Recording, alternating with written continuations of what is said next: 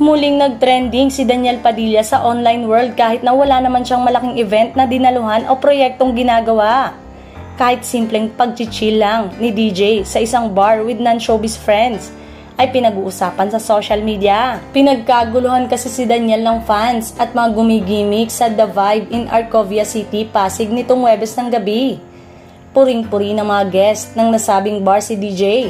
Very accommodating daw ang aktor at tumatayo pa sa table para lang makapagpa-picture ang mga taong nagre-request sa kanya.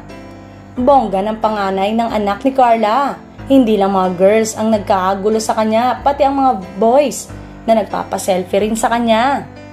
Mukhang naka-move on na rin ang mga supporters ng aktor dahil sa rami ng mga lumalapit dito, wala ni isa man lang sa mga fans ang nag-urira tungkol sa kanyang ex-girlfriend na si Catherine Bernardo. Pero puro barkada lang si DJ at mukhang walang time for girls.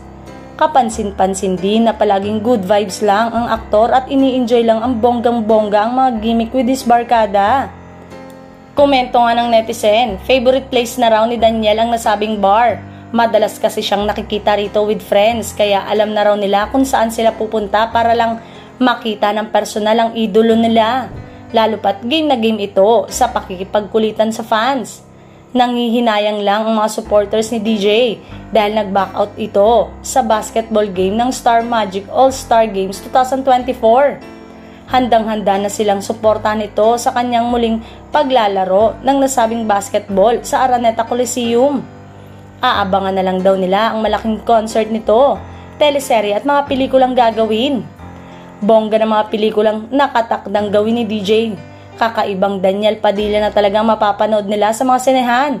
Hiningan din ito ng reaksyon hinggil sa bago niyang makakaparehang aktres at eto daw ang dapat na abangan ayon sa aktor.